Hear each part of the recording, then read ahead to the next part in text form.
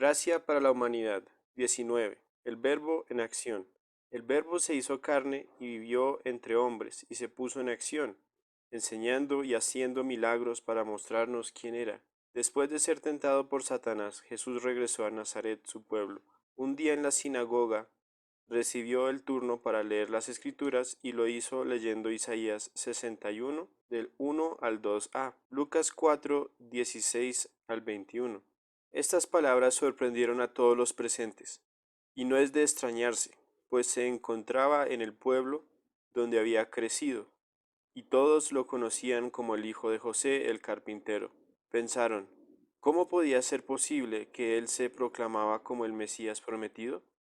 Sin embargo, Jesús sabía quién era, y aprovechó este momento para mostrarle a todos quién era él y cuál sería su ministerio. Anunciaría el Evangelio a los pobres, proclamaría libertad a los cautivos, daría vista a los ciegos, libraría a los oprimidos, proclamaría el año favorable del Señor. Del análisis de este pasaje podemos concluir que el ministerio de Jesús consistiría básicamente en la predicación y las sanidades. Pero además, cuando habla de los pobres, los ciegos, los oprimidos y los cautivos, se refería a personas que literalmente se encontraban así, pero también apuntaba a aquellas cuyo estado espiritual era así. En este sentido, podemos afirmar que Jesús vino a librar a los pecadores de su pecado, de Satanás y de la muerte. Al afirmar que era el año favorable del Señor, también comunicaba que vino a presentarse a Israel como su rey. Sus milagros se pueden clasificar de la siguiente manera: maravillas, sanidades, resurrección de los muertos, expulsión de demonios. Primeramente miraremos hoy una pincelada no más de sus milagros, y en la siguiente lección estudiaremos alguna de las enseñanzas de Jesús. Los milagros de Jesús. Los milagros van en contra de las leyes de la naturaleza, y es precisamente esto lo que los define como milagros. Jesús vino a la tierra para ir en contra del orden natural de las cosas, y de esta manera comunicar que el orden natural puede ser cambiado. Y si estos pueden cambiar, también otras cosas podrían cambiar. Vino no solo para sanar enfermedades y resucitar a los muertos, sino también para transformar los corazones de los hombres y resucitar sus espíritus muertos a una vida de comunión con Dios. Vino a enfrentar el orden espiritual contra Satanás y las consecuencias del pecado, tales como la muerte física del hombre y su eterna separación de Dios. Sus maravillas. Convirtieron agua en vino. Juan 2, 3 al 11. Eran 6 tinajas de agua de 100 litros cada una. Si las comparamos con las canecas de 50 galones, era como 2 canecas y media de vino, es decir, 120 galones o 600 litros de vino. Era de verdad un milagro. Esta gente bien sabía lo que era un buen vino, porque sus campesinos lo hacían desde el momento mismo de la siembra. ¿Usted puede convertir agua en vino? ¿Algún científico puede hacerlo? ¿Cómo les gustaría? Cristo lo hizo sin ni siquiera tocar las vasijas. No fue un truco de agilidad manual. Y de esto los mismos siervos fueron testigos. ¿Por qué Jesús lo pudo hacer? Él es Dios, el Hijo, quien creó todas las cosas desde el principio. Colosenses 1, 15 al 17. ¿Por qué este milagro nos muestra que Jesús es Dios? Este milagro nos muestra su deidad porque no fue ningún truco de magia. Cambió una cosa por otra. Era algo que solamente Dios puede hacer. El Dios que creó el universo solamente con la palabra que salía de su boca. Aquí estaba cambiando agua en vino, demostrando que Él es soberano sobre su creación. A través de este milagro, Cristo mostró que Él llegó para hacer cambios que los hombres no pueden hacer, como por ejemplo transformar el corazón del hombre. Caminó sobre el agua. Mateo 14, 22 al 33. ¿Cuáles eran las condiciones climáticas del momento? Había fuertes vientos y la barca estaba siendo azotada por las olas. El agua no estaba quieta como si fuera algo sólido y plano, lo cual, en teoría, hubiera podido hacer el camino más fácil, pero aún así sería imposible. Era un truco. Obviamente, no era ningún truco. Hoy día tenemos tecnología que haría posible que pareciera que uno estuviera andando sobre agua. Pero en ese tiempo no existían tales máquinas. Los discípulos mismos estaban tan convencidos de que esto no podía ser posible que por eso tuvieron tanto miedo. ¿Cómo pudo Jesús vencer las leyes de la física siendo su cuerpo más pesado que el agua? ¿Tiene este suceso alguna explicación científica? Él estableció estas leyes cuando creó el mundo, lo que prueba que no tenía ningún apoyo físico, tales como piedras, zancos o alguna máquina. Es el hecho de que le permitió a Pedro hacer lo mismo, lo que prueba que no tenía ningún apoyo físico, tales como piedras, zancos o alguna máquina, es el hecho de que le permitió a Pedro hacer lo mismo. Además, Pedro empezó a hundirse, y eso no hubiera sido posible si ambos se apoyaban sobre algo debajo del agua que les sostenía. Esta maravilla es indescifrable. Existen algunos milagros bíblicos que se han intentado explicar científicamente, encontrando justificaciones naturales para algunos de ellos. Pero este es un milagro que rompe por completo con las leyes de la naturaleza sin explicación científica alguna. El clima mismo hace imposible lo que hoy en día se podría hacer usando máquinas, cables y o engañando el ojo con algo justo debajo del agua. ¿Cómo demuestra este gran milagro que Jesús es Dios? Nos muestra que Jesús es Dios porque solamente Él puede hacer que o el agua se solidificara para poder andar por encima de ella o que su peso fuera más liviano que el del agua. Cualquiera que hubiere sido el método empleado por Jesús para efectuar tal milagro, Cristo mostró que Él es soberano sobre su creación. Calma el mar, Mateo 8, 23 al 27. ¿Cómo muestra esta maravilla que Jesús es Dios? Este milagro tan increíble prueba de nuevo que Jesús es Dios, porque solamente el soberano Dios tiene todo el poder para controlar la naturaleza, haciendo que una gran tormenta se detenga instantáneamente. ¿Cómo podría ser un truco de mago? ¿Cómo se explica con la ciencia? No era un truco, ni un evento natural, sino a la palabra de Cristo. Se calmó por completo la tormenta y las olas del mar. Multiplica comida dos veces. Mateo 14, 16 al 21. Mateo 15, 32 al 38. ¿Cómo muestran estas dos maravillas que Jesús es Dios? Estas maravillas prueban que Jesús es Dios porque solamente el ser que alimentaba al pueblo de Israel por 40 años en el desierto tiene el poder para alimentar a tantos con tan poquito. Lo interesante de estos milagros eran la cantidad de testigos que lo vieron, los que comieron. Sanidades. Sana a un paralítico. Marcos 2, 1 al 12. Este milagro, en particular, muestra la capacidad de Jesús de sanar y de perdonar pecado igual. Solamente Dios puede perdonar el pecado. Entonces Jesús perdonó primero y entonces sanó al hombre en base a ese perdón y quedó sanado, mostrando que vino de Dios el milagro. Pues Dios Padre no hubiera honrado a Dios Hijo, permitiendo que se sanara el hombre si Jesús lo hubiera hecho de manera inapropiada. En el versículo 10, Cristo se refiere a sí mismo como el Hijo del Hombre. ¿Qué significa esto? Jesús se refería a sí mismo de esta manera porque el Mesías es llamado el Hijo del Hombre en Daniel 7, 14 al 15. Está diciendo que Él es el Mesías, quien es nacido de hombre, el Emanuel. Sana a un ciego de nacimiento. Juan 9 del 1 al 12. ¿Cómo muestran que Jesús es Dios estas y todas las sanidades que hizo?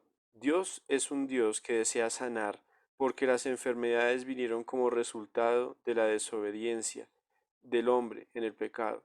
Algo que su meta era arreglar. Entonces, en su advenimiento, se muestra capaz de hacerlo. Además, solamente Él puede ser tan compasivo y sanar de inmediato lo que los doctores y la medicina aún no pueden curar. Resurrecciones de muertos. Levanta a su amigo Lázaro. Juan 11, del 38 al 44. Marta le contestó, yo sé que resucitará en la resurrección en el día final. Jesús le dijo, Yo soy la resurrección y la vida. El que cree en mí, aunque muera, vivirá. Y todo el que vive y cree en mí, no morirá jamás. ¿Crees esto? Juan 11, 24 al 26. Levanta al hijo de la viuda.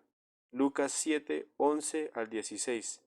Levanta a la hija de Jairo. Lucas 8, 49 al 56. ¿Cómo muestran las resurrecciones que Jesús es Dios? Jesús dijo que Dios es el Dios de los vivos y no de los muertos. Marcos 12, 27. Dios es el único ser que tiene el poder de dar vida. Él nos dio la vida y solamente Él puede hacernos regresar de la muerte. Así fue como, a través de la resurrección de los muertos, que Jesús reveló su deidad. ¿Y qué de los milagros de los profetas del Antiguo Testamento? Ellos no eran Dios y lo hacían. Entonces, ¿qué hace a Cristo diferente?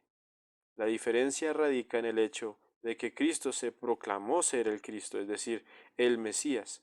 Los profetas hicieron sus milagros y maravillas en el nombre de Dios. Cristo hizo lo suyo diciendo que Él era el Mesías, el Dios con nosotros. Si era un falso y mentiroso, Dios Padre no lo hubiera honrado, respaldándolo de tal manera que podía levantar a estos muertos, ni hubiera podido hacer ningún milagro. Expulsión de demonios. Saca los del hombre de Capernaum. Marcos 1, 21 al 28. Expulsa los de María Magdalena. Lucas 8, 2. Expulsa los del hombre Gadareno. Lucas 8, 27 al 39. Marcos 5 del 1 al 17. ¿Cómo muestra la expulsión de los demonios que Jesús es el libertador prometido? Cristo vino para vencer al diablo, como hemos visto desde Génesis 3:15. Al echar fuera demonios, Jesús y sus discípulos, quienes también lo hicieron, estaban liberando a los cautivos, como era profetizado. Como vimos al inicio de la lección en Isaías 61 del 1 al 2, como Dios, Jesús mostraba su poder y autoridad sobre Satanás cada vez que echaba a un demonio. Los hombres naturales no pueden superar al diablo ni a ninguno de sus demonios, a no ser que lo hagan con el poder de Dios o, teóricamente hablando, por el poder del diablo mismo. Supongamos por un momento que esto fuera posible. Entonces podríamos suponer que Jesús era o de Dios o del diablo. Esto fue precisamente lo que algunos líderes religiosos que se oponían a las enseñanzas de Jesús en una ocasión le dijeron cuando le vieron echar fuera un demonio. Le dijeron que lo había hecho por el poder del diablo. Lucas 11, 15 al 20. Observemos cómo Jesús respondió ante la incredulidad de ellos. Una casa dividida contra sí misma cae. ¿Qué quiso decir con esto? Jesús dijo esto para explicarle que Satanás nunca echaría demonios de la gente en el nombre de Dios porque esto debilitaría su causa e iría en contra de su objetivo. Entonces nos preguntamos, ¿querrá Satanás luchar contra sí mismo? La respuesta es obvia, no. De esta manera podemos concluir que la conclusión de los fariseos era ilógica y también nos afirma que si Jesús no es del diablo, entonces tiene que ser de Dios. ¿Por qué sanaba Cristo a tanta gente? Jesús sanaba a muchos porque tenía compasión a la humanidad y porque a través de las sanidades y milagros quería mostrar a la gente quién era Él para que lo siguieran con toda confianza y seguridad. Discipulaba a sus discípulos. Constantemente Jesús estaba enseñando a sus discípulos, aun mientras viajaban. Su ministerio de enseñanza con ellos fue detallado y personal, especialmente con los 12 que él había escogido para que le siguieran. En ocasiones, cuando su mensaje era difícil de entender para las multitudes, cuando sus discípulos le preguntaban el significado de lo dicho, él se lo explicaba. También aprendieron de él por medio de la observación. Vieron su vida, santidad, milagros y compasión, y todo lo que vieron en él cambió sus vidas para siempre. De igual modo, los discípulos aprendieron por la experiencia. Jesús los envió en algunas ocasiones a predicar y hacer milagros. Vieron cómo el Maestro lo hacía, y después tuvieron la oportunidad de intentarlo ellos mismos. Esto es otra prueba de que Jesús es Dios, pues no solamente hizo milagros, sino también les dio poder a estos hombres comunes y corrientes para hacerlos igual que él. Solo Dios podría hacer esto. Enseñaba a las multitudes. En muchas ocasiones las multitudes seguían a Jesús. Lo seguían para ser sanados o por curiosidad, para ver cómo otros eran sanados. No se sabe el motivo de cada uno de ellos, pero algo los atraía hacia él, y normalmente cuando Jesús tenía una multitud a su alrededor les enseñaba. Eso nos recuerda la profecía de Génesis 49:10, y la gente se congregará a él. La duda de Juan el Bautista. El rey Herodes puso a Juan el Bautista en prisión, y mientras él estaba allí comenzó a dudar si Jesús era el Mesías o no. Lucas 7, 20 al 22. ¿Qué pruebas utilizó Jesús para sacar a Juan el Bautista de la duda? Jesús mandó a los discípulos de Juan a decirle que él estaba haciendo las cosas profetizadas en el Antiguo Testamento en cuanto al Mesías. Los ciegos ven, los cojos andan, los leprosos son limpiados, los sordos oyen, los muertos son resucitados, y a los pobres es anunciado el Evangelio. Isaías 35:5. En pocas palabras, Jesús era el Mesías porque estaba haciendo muchos milagros, entre ellos sanar a los enfermos de toda clase. Varios pasajes del Antiguo Testamento muestran al libertador prometido sanando en Israel. Jeremías 30:17. Jesús, sin embargo, había venido no tanto para sanar a los enfermos de sus afecciones físicas, sino principalmente de sus pecados. Muchas veces en el Antiguo Testamento la palabra sanar se refiere a perdón de pecados. Por ejemplo, en 2 de Crónicas 7:14, Salmos 6:2 al 4, Salmos 42:4, Jeremías 3:22, Lamentaciones 2:13 al 14, Oseas 14:4, Isaías 53:5. Si Jesús vino en primer lugar para sanar a los hombres de sus pecados, entonces, ¿por qué razón los curó también de sus enfermedades físicas? Jesús sanaba porque tenía compasión de la humanidad y porque a través de las sanidades y los milagros quería mostrarle a la gente quién era Él, para que lo siguieran con toda confianza y seguridad. También sanaba porque mostraba que en Él se cumplían las profecías dichas en cuanto al Mesías, y de esta manera, de nuevo, Jesús estaba garantizándoles su divinidad para que lo siguieran. Tristemente, a pesar de todo lo que Jesús dijo e hizo, muchos escogieron no creer en Él y en cambio decidieron oponerlo. En el próximo estudio miraremos a aquellos que se opusieron a Jesús y a su ministerio.